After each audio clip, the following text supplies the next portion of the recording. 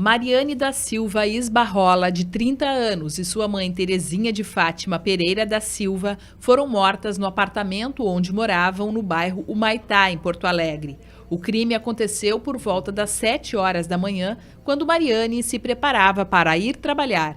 As filhas do casal, que na época tinham 4 e 7 anos, estavam no local. Mariane estava em um processo de separação com o ex-companheiro e, segundo uma amiga, ela já havia relatado ter recebido ameaças de Evandro, mas não registrou ocorrência policial. Em dezembro anterior, ela me contou que ele tinha relatado para ela que a outra vez, quando eles se separaram, da primeira vez que ficaram uns 4 meses separados, ele tinha bolado todo um plano de como matar ela, de como se livrar do corpo, com ácido, com não sei o que.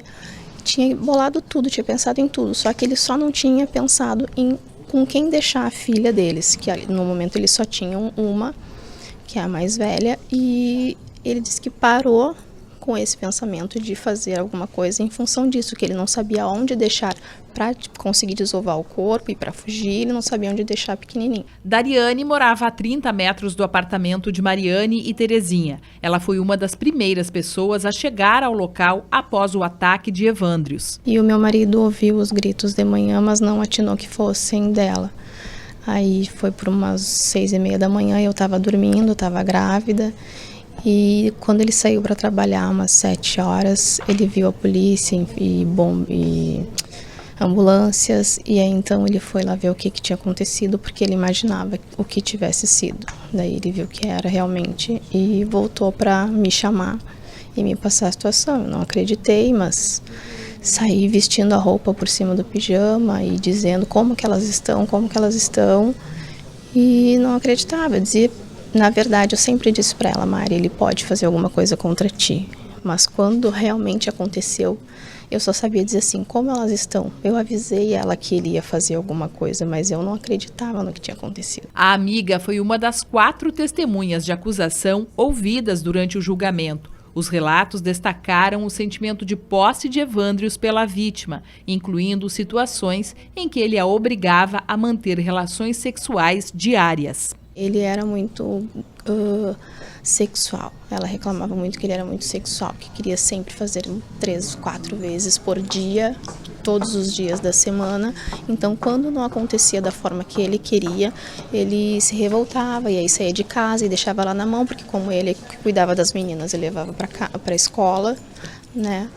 Acontecia esse tipo de situação. Durante o júri, a defesa de Evandrios sustentou a tese de que o réu agiu por ímpeto. As duas se tentaram repelir ele e ele, por isso que eu insisto em dizer curto-circuito, e ele na hora não viu o que estava efetivamente fazendo. Até porque a intenção dele não era necessariamente dar facadas, mas estava com a faca na mão e aí passou a desferir facadas, não com o intuito de matá-las, mas de repelir as agressões. O promotor de justiça que atuou na acusação alertou para os repetitivos casos de feminicídios que vêm ocorrendo no estado. Infelizmente, esse é um número a mais na estatística dos feminicídios. A tristeza é que não se sabe o que fazer para resolver isso. Se modifica a lei, se tenta educar, se tenta fazer tanta coisa, se torna mais rigorosa a punição, isso não para.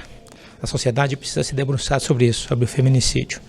O crime é muito grave, é gravíssimo. É o crime clássico do feminicídio. É o homem que manipula, que controla a mulher e não aceita a separação e mata a mulher, também a sogra, na frente dos filhos. Ao dosar a pena, a juíza que presidiu o júri analisou que as consequências do crime ultrapassaram a morte das vítimas. Nós estamos com as vítimas sem voz e as outras vítimas secundárias, como hoje, que nós temos 2 crianças pequenas, ficaram sem mãe, ficaram sem avó.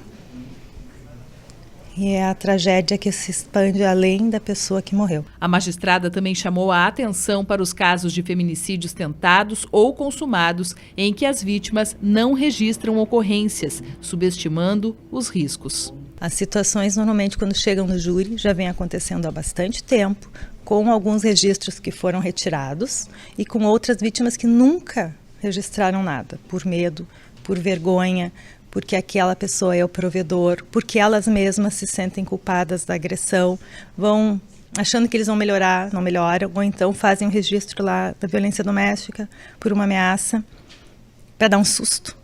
E aí passou, eles voltam a ficar num comportamento que agrade elas vão lá e retiram, dali a pouco vão lá e dão outro susto, e não entendem a gravidade que isso vai acarretando no comportamento.